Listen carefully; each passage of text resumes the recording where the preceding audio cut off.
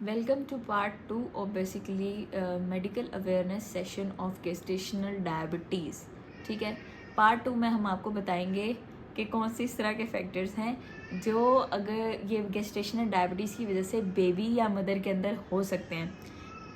Baby के अंदर कौन कौन से फैक्टर्स होंगे? बेसिकली बच्चे का वेट 9 पाउंड से ज़्यादा होगा, मैक्रोसोमिक बच्चा होगा, लार्ज बेबी होगा, और इस वजह से नॉर्मल डिलीवरी के चांसेस कम हो जाएंगे और ज़्यादा से ज़्यादा चांसेस यही होंगे कि पेशेंट का जो डिलीवरी होगी, बेसिकली बेबी डिलीवर होगा, वो सी सेक्शन के थ्रू होगा।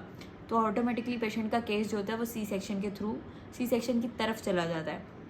अच्छा, इसके अलावा ये चांस होता है कि बच्चे को भी डायबिटीज़ हो सकती है कल को।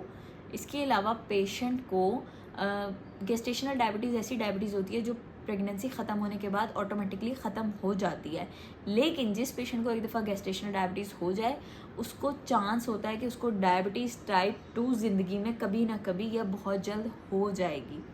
इसके अलावा जब बेबी डिलीवर हो जाएगा ना, तो उसको चूँकि एक ब्लड जो सप्लाई जाएगी मदर की, उसमें ग्लूकोज के लेवल्स बहुत हाई होंगे, तो उसको आदत इसी की होगी। जब बेबी डिलीवर हो जाएगा तो उसको हाइपोग्लाइसीमिया का एपिसोड आ सकता है। हाइपोग्लाइसीमिया इसको बोलते हैं बेसिकली जब आपके ब्लड में जो ग्लूकोज लेवल्स होते हैं वो कम हो जाते हैं। इसकी वजह से बच्चे को सीयर्स पड़ने का ख़तरा होता है, और ऐसे केस में बच्चे को ग्लूकोज इन्फ्यूजन और रिपीटेड फीडिंग वगैरह करा के इसको प्रिवेंट किया जा सकता है। इसके अलावा बर्थ डिफेक्ट्स हो सकते हैं बेबी में। बेसिकली गेस्टेशनल डायबिटीज़ की वजह से किसी भी किस्म के बर्थ डिफेक्ट्स हो सकते हैं। इसके अलावा स्टिल बर्थ हो सकती है, अल्लाह ना करे बेबी डेड पैदा हो सकता है। इसके अलावा प्री टर्म डिलीवरी हो सकती है, चूँकि बेबी का वेट नॉर्मल बेसिकली जो नॉर्मल हेल्दी वेट होता है उसकी निस्बत बहुत ज़्यादा स्पीड से बढ़ रहा होता है। तो बेसिकली जो आपकी बॉडी है या यूट्रस है वो सब वेट को बेयर नहीं कर पाती, तो इसमें प्री टर्म डिलीवरी के चांसेस भी बहुत ज़्यादा होते हैं। तो ये जो सारी चीज़ें हैं इन सब कॉम्प्लिकेशन से पेशेंट सफ़र करता है। अब इस टेस्ट का अब हम इसे डायग्नोज कैसे करते हैं, हमें कैसे पता चलेगा कि पेशेंट को प्रेगनेंसी के अंदर डायबिटीज़ हो गई है? इसके लिए जो बहुत अच्छा टेस्ट है वो OGTT का टेस्ट है, ओरल ग्लूकोज टॉलरेंस टेस्ट है। बेसिकली इसके अंदर क्या होता है, फास्टिंग में आपका ब्लड सैंपल लिया जाएगा जब आपके 8 घंटे आप भूखे पेट होंगे, आपने खाया पिया नहीं होगा। उसके बाद आपको ग्लूकोज का एक बेसिकली सॉल्यूशन पिला के उसके बाद आपका लिया जाएगा सैंपल। उसके बाद आपकी मेजर की जाएगी, उसके फिर 2 घंटे बाद मेजर की जाएगी। तो रिपीटेड ब्लड टेस्ट होते हैं आपके कुछ इंटरवल्स के साथ, टाइम इंटरवल्स के साथ, और उसकी बेसिस पे चेक किया जाता है कि पेशेंट कहीं डायबिटिक तो नहीं है। इसके अलावा HbA1c का एक टेस्ट होता है। ये टेस्ट आपके पिछले 3 महीने के शुगर के कंट्रोल के बारे में बताता है।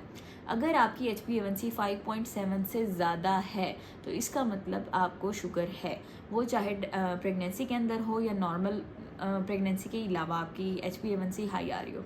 इसके अलावा फास्टिंग ब्लड ग्लूकोज लेवल से भी स्लाइट आइडिया हो जाता है, लेकिन जो मेजर टेस्ट हैं वो OGTT और HbA1c है।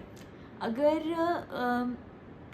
डॉक्टर को डाउट है कि आपको गेस्टेशनल डायबिटीज़ हो सकती है तो वो आपके ये टेस्ट रिपीट भी करा सकते हैं। अच्छा, एक बहुत इंपॉर्टेंट चीज़ जो मैं बताना भूल गई, वो ये कि जब आपको गेस्टेशनल डायबिटीज़ होती है तो आपका इम्यूनियोटिक फ्लूइड जो होता है, लाइकर होता है, जो बेसिकली पानी होता है प्लेसेंटा के अंदर जिसमें बेसिकली बच्चा मौजूद होता है, वो ज़्यादा हो जाता है, जिसकी वजह से बच्चा बहुत इजीली रोटेट करता रहता है पेट के अंदर। तो ये अगर किसी का एमनियोटिक फ्लूइड इंडेक्स, जिससे मतलब डॉक्टर्स अल्ट्रासाउंड की मशीन से मेजर करते हैं कि आपकी कितने पाउच पड़े हुए हैं उस पानी के, तो अगर वो नॉर्मल रेंज से ज़्यादा आए तो ये भी एक सिम्टम होता है गेस्टेशनल डायबिटीज़ का।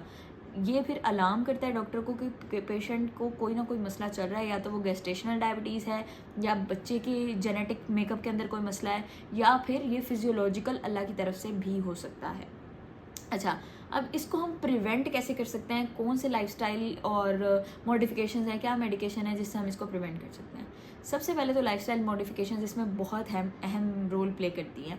अगर आपका BMI 25 से अबव है बिफोर प्रेगनेंसी, तो कोशिश करें कंसीव करने से पहले अपना BMI को नॉर्मल रेंज में ले आएँ। अपना हेल्दी लाइफस्टाइल अपनाएं। PCOS है तो आप PCOS की प्रॉपर ट्रीटमेंट लें। कोशिश करें कि आपका PCOS अंडर कंट्रोल रहे। आपके हार्मोनल लेवल्स आप चेक करा सकते हैं, आप ट्रेस कर सकते हैं कि आपकी प्रोग्रेस किस तरह की जा रही है।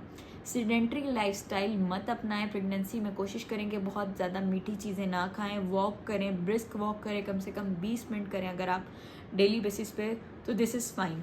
कार्ब्स और प्रोसेस्ड फूड्स ना लें और कोशिश करें कि आप वेजीज़ या इस तरह के रॉ सब्जियां वगैरह, सैलड वगैरह का इस्तेमाल करें।